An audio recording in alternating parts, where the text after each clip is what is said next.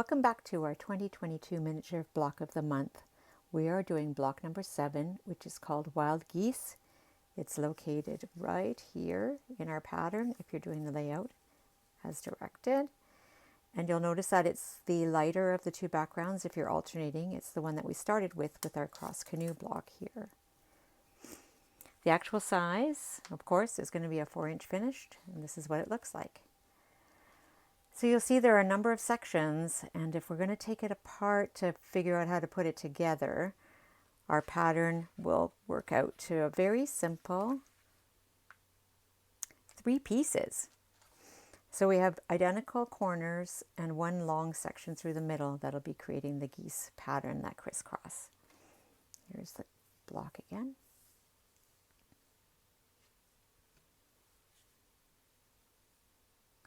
General directions for cutting the fabrics and assembling them in order will be available in the description and also on our website. There'll be a document similar to this. We're going to start with the light background number 1. And we'll be working from, as it says, 1 4-inch square cut diagonally twice and 8 2-inch squares cut diagonally once. This will give us the pieces for the background, and they will be in both the units A and B. Our medium and darks will be cut from 2 1/4-inch squares, 1 3/4, and 1 1/4 by 1 1/4. Let's stack these up so that we can get our piles ready for assembling the blocks. Here are all the pieces for our block. I will indicate, just explain that I have colored in the dark sections with a pencil crayon so I can see for sure the difference. Some printers will print very lightly and there won't be a lot of difference between the medium and the dark. So if that's helpful to you, go ahead and mark it in some way that you know where your dark is to distinguish it. You can just go to your machine with all of these pieces handy and begin with your unit A and then just pick up the pieces as you need. If you're concerned about possibly getting confused, which is likely in my case too, is to stack them in order of the way that we're going to be constructing them. So I would take the first one, which is our little square, that's a medium, and flip it over. And then I'll go and work through the numbers in sequence. So number 2 is the small dark. So just turn one over. Number 3 is small dark. And I'll just continue. You can follow along or skip ahead.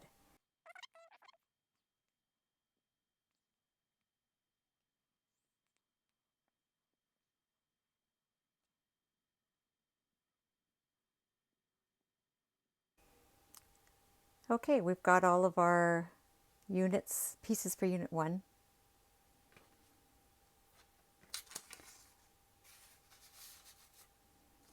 Let's do our unit 2. We'll be making 2 of these, so let's make 2 piles.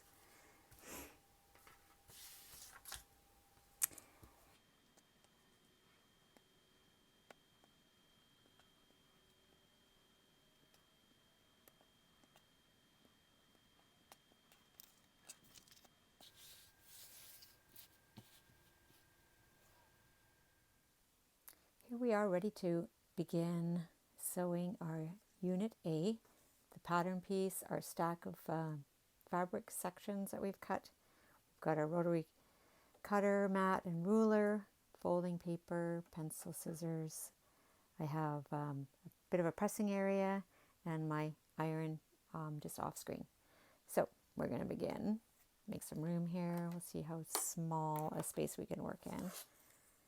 The most challenging thing about foundation piecing, it seems, is getting started. It's difficult to set up that first piece because it's done differently than all the rest. One thing that you can do is to crease each of the sides of your initial piece. This is A1. So I've used the folding card and made a fold along each of the sides, creating a shape that we now need and can use to get that first piece set up. It is going to be right side out, so that the back of the fabric and the back of the paper are together. So with just a very tiny bit of glue, just a regular Elmer's, this has extra strength, but any type of light adhesive will work. And we'll arrange it so that it's going to cover over each of those lines. So we can see in each corner it's going beyond. And we'll press that lightly, and then we can begin. So we'll find our number 2 piece. This is the line that we will be working with, and we'll fold that paper back just to make sure that things are straight and not too big of a seam allowance. We can check too if we want to be sure that this is in the right position by folding back each side.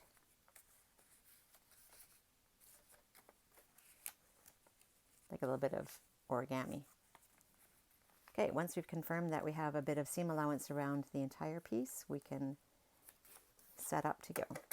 Let's just make sure that this is just inside 1/4 inch so that we'll have ample for our pieces as we go. So number 2 is our dark triangle. We have them all set up because we've stacked them. If you have stacked them in a pile, that would be next. We're going to do 4 dark triangles before we move into extending into our geese. So we're going to align the long side of this. This is the hypotenuse, so it'll be the long side. With each piece that we add subsequently, it's going to be the longest side of your triangle all the way up. So that should help. So again, we'll be right sides together now with our first piece. This is now right side. And we'll set it up so that we have about, I guess the best way is to consider and ensure that we have the same line here extending beyond this paper line so that that'll come to the seam allowance edge. And then 1/4 inch, and we're good to go. Let's get this one sewn. We're going to start right at the peak of our triangle where the right angle is, and we're not going to go beyond into the seam until we get further on.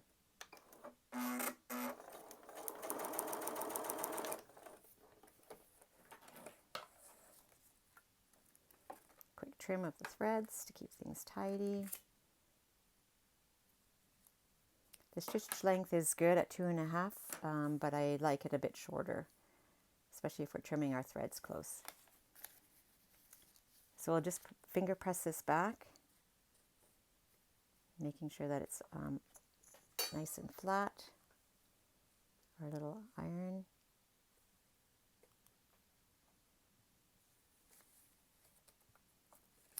And we'll move on to number 3 is opposite, directly opposite. So again, we've got a crease already, so we'll work with that. We can check to be sure that it's just under 1/4 inch. Just a few threads to remove there. We'll take our next dark triangle, align the hypotenuse and this long edge here so that it'll come into the seam allowance.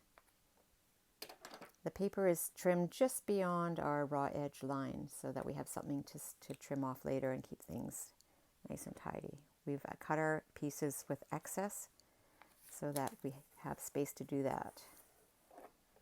It may seem like a lot at times that's left over that we trim off, but it's better to have that fudge space.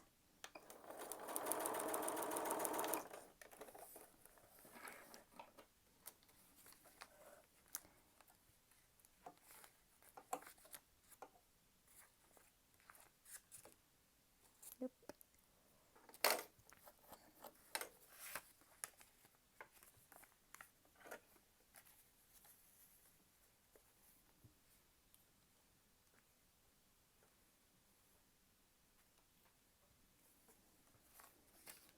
Okay, let's keep adding these little triangles and then we'll catch up in the geese part. So we're at number 4. Once we've got all of our dark triangles around the square, center square, we're going to start building our geese. We'll be going in one direction, complete to the end, and then turning around and going in the other direction. So the first one is going to be number 6, is where we are. And each goose, I guess, will be added in the same way. We're going to add the triangle, the larger of the two sizes, and then we'll be putting a triangle on each side of the background. So we'll have our medium and then two lights, and our dark and two lights, and then our medium again. So the first one's just going to be added as much in the middle as we can see. We've got the same kind of triangle on each edge.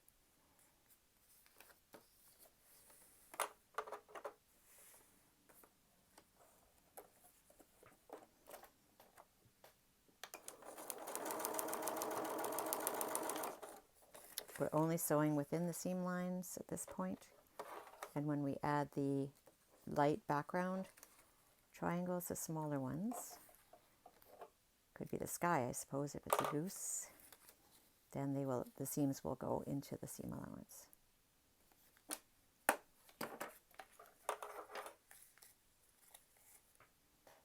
Got a nice point here on our square, so it's looking good. It's the benefit of the foundation that we sew on. We get that nice crisp match right there. Okay, we'll add a light triangle to each side. We'll add the dark and continue to the top, and then do the same for the other side.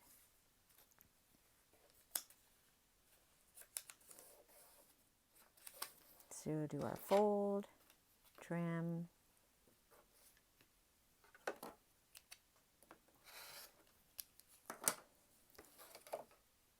and align. It's a light triangle. Ensure that it's the right side up, and it's going to be the hypotenuse. So we know this is the edge that we want to align with our cut edge, and we want to align this bottom edge with this edge of the paper. If you make this pattern a habit, your geese should go together very tidily and efficiently. Okay, start at the peak when you're going to go into the seam allowance.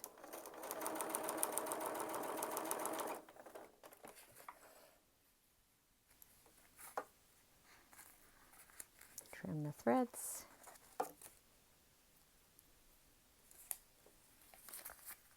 We'll fold it back, light finger press, and then some heat to get a fresh, nice crisp press. Okay, number 15. Fold the paper back, trim the side.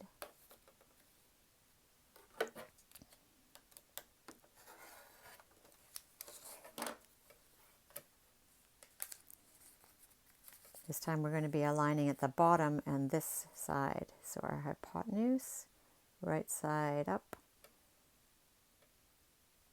and the edge of the paper aligning with the edge of this side of the triangle. So this line is extending beyond.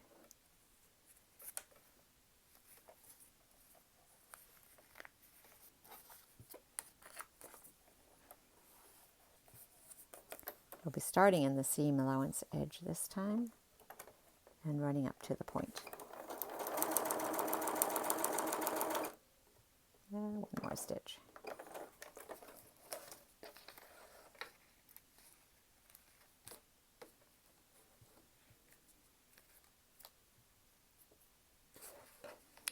And again, a quick press.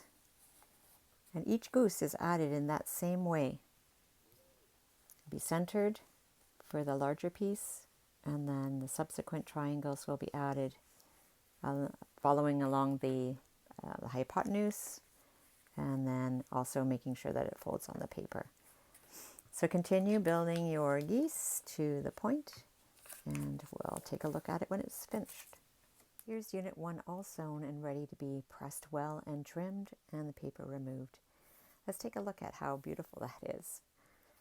I thought I'd mention too, as the pattern was being sewn here, anytime that you've added a goose, it doesn't really matter which side of that you add the second triangle, the outside triangles. I tried to number them in order of the goose, and then to the right, to the left, goose, right, to the left. But I noticed in this pattern as it shows, it goes 17, 18, and it really doesn't matter as long as you do them both before you add another one.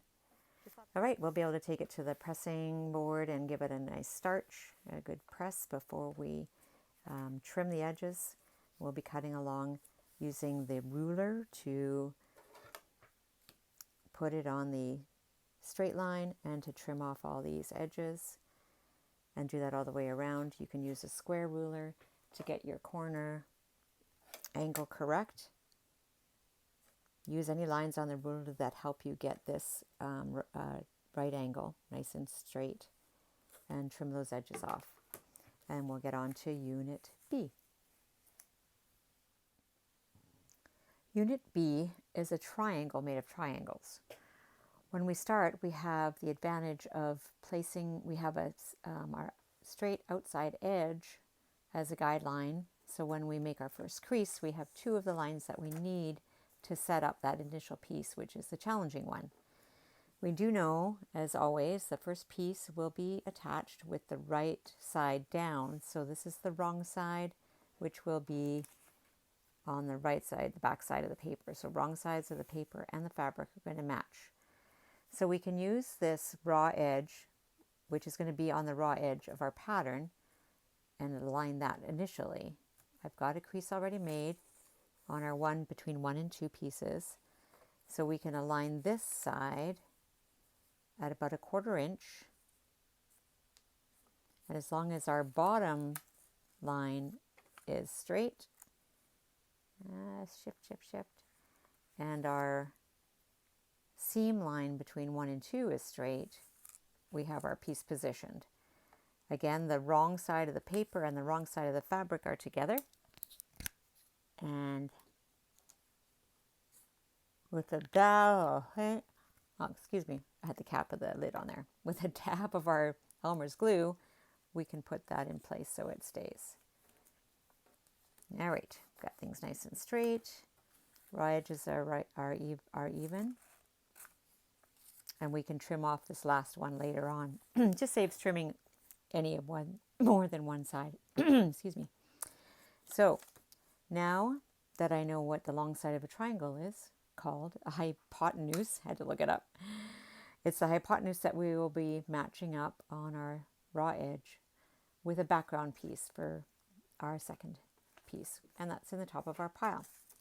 That will be right side up together, so that right sides are going to match on this seam. And the hypotenuse is the one we're aligning, and we can align this edge with the initial piece, piece 1, and just match up those seams, and off we are to the races.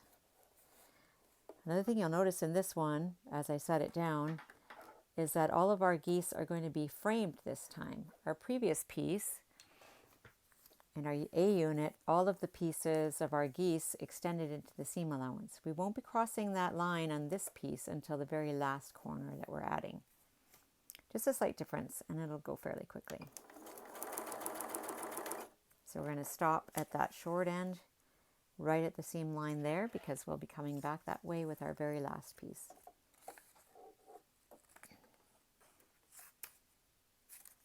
Oop. There. All right, so we'll stitch, open, and press.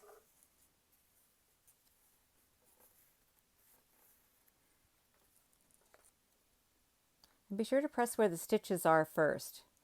You can see this flap here and a flap at the end that hasn't been sewn. Try not to alter the line that you're creating with this part that's been stitched.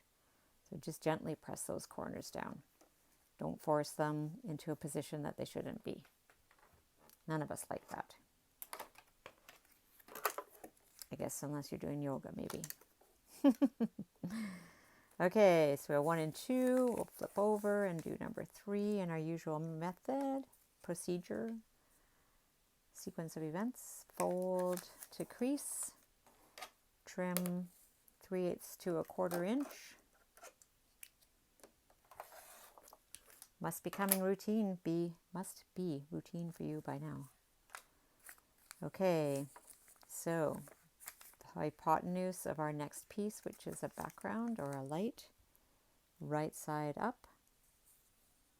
And again, we can match it to this raw edge because that'll flip over in the right position when we sew this seam. Then we know we have lots on this right hand side. Trust me. All right. So from that short end of the line to the peak.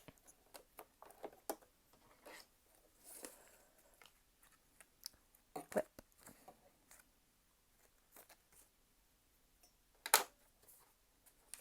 I'm going to open it up and press.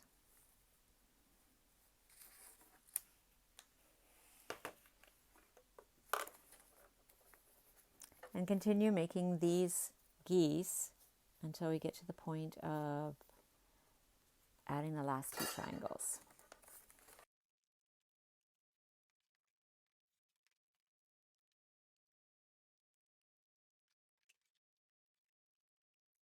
Once we've gotten as far as our 7th piece, we have the same type of looking portion as we do of the others, and that's a good thing because they're going to go on opposite directions of our center. So let's add these final 2 triangles to our B unit. We're going to add number 8.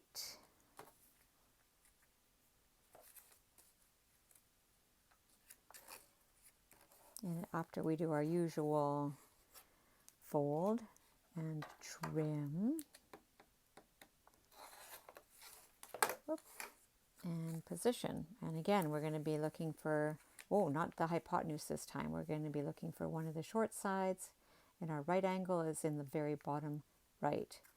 So let's make sure that we align our final triangle, not with the long side, but ensuring that our right angle is going to be, rather than the bottom, when we look at it this way, it's at the top this time. So this shape of triangle here is going to be the same.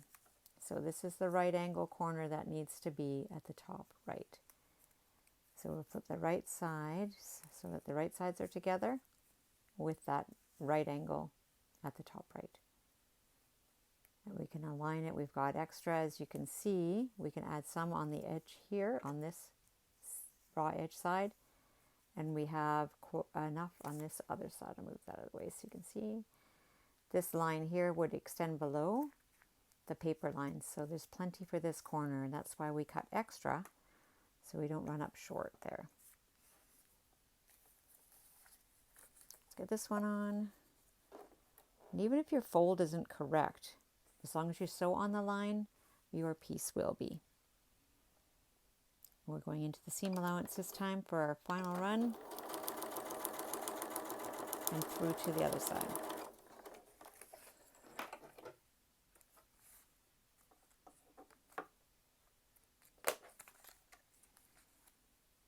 We'll fold this back and press it. See how our little triangles, our geese are looking. Pretty close.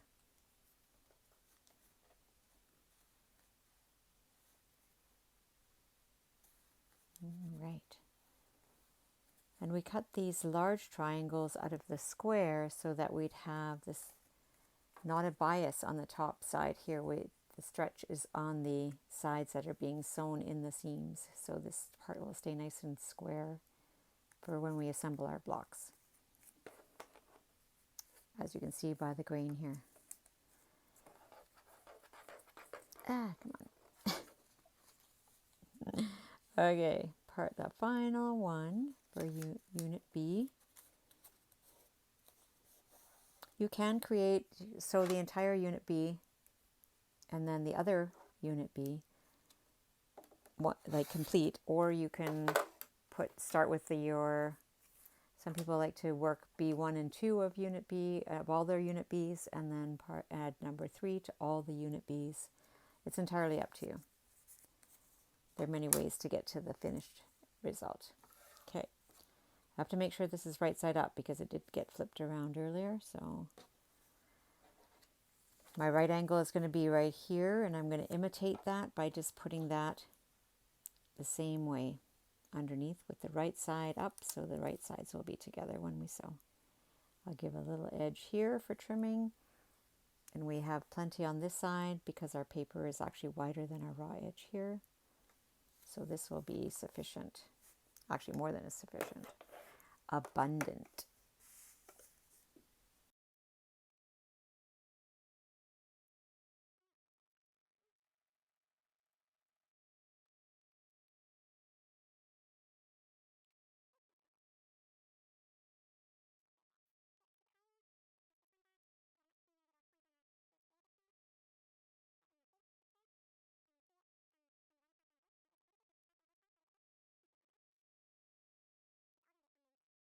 Okay, there's a unit B. So complete the other one, trim them up, and we'll see how they go together. Once all of your pieces have been pressed well with a starch, like such as Best Press stabilizer, and trimmed with the papers still attached for the guidelines and the paper removed in reverse order of sewing, we'll have our pieces ready to assemble. So what we'll be doing is looking to match up this intersection with that intersection. So we'll flip it over initially. I couldn't get all the glue off, by the way. Just be sure not to use too much. So what we'll pin through where we see the stitches here and where we see the intersection here to try to align it,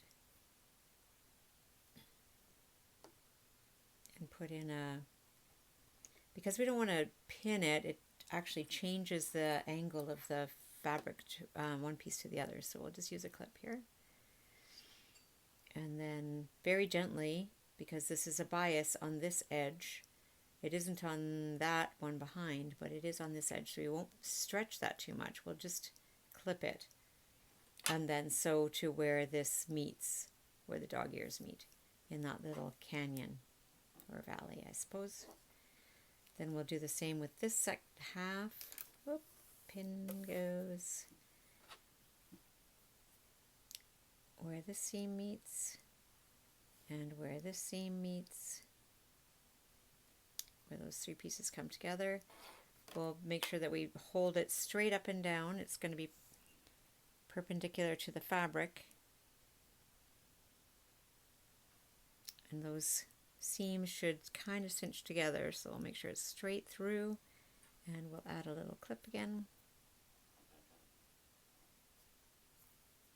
and then just ease this last section here. This starch or spray will help with that staying nice and flat.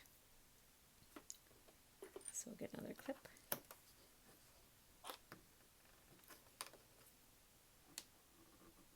And without changing that fabric stretch very much, we'll get ready. We've also changed our foot from an open toe to the 1/4 inch. Be sure you do that. It's hard to sew a 1/4 inch seam with an open toe foot unless there's a very clear mark.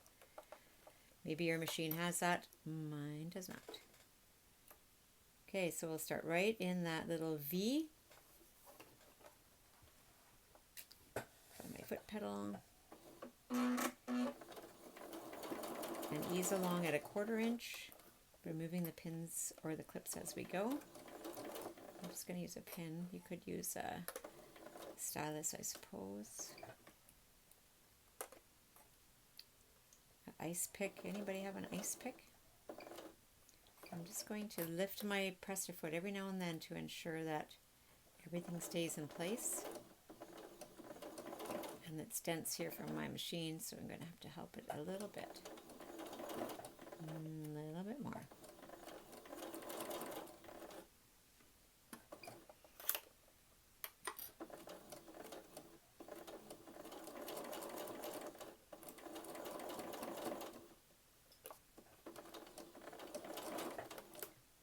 I do even have my foot down that is like a even feet foot, and it's still having a bit of trouble going over that. I have to work on that. Okay, came right through to that little V at the other end.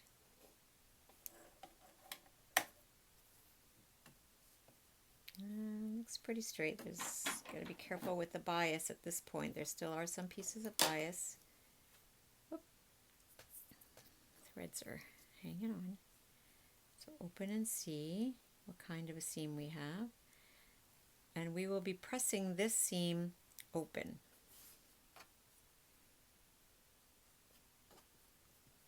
Okay, we're going to put this one on as we did the other by matching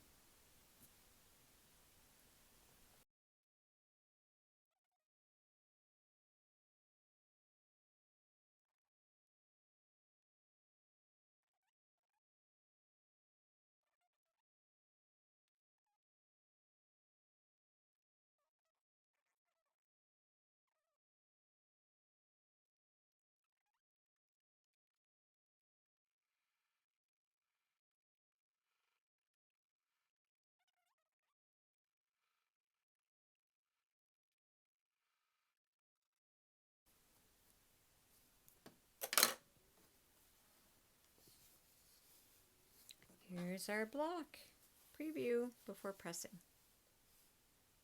Let's take it to the ironing board and see what we get. Although your seams are going to want to lay this way away from the center because of the bulk, I pressed one seam open and left one pressed away from the center. And I find that this seam that was pressed open lays much flatter, and there's a bit of a shadow or bulky edge to this one here. With miniatures, I think it's important to lay things as flat as possible, and that'll give a nice clean look to it. If you plan to do any stitching as well with the machine or by hand in the quilting and finishing, you definitely will not want this kind of bulk from the seam that has been pressed to the side. I hope you're happy with your block. You can take it and trim off these dog ears, creating a 4.5-inch piece, and celebrate your success.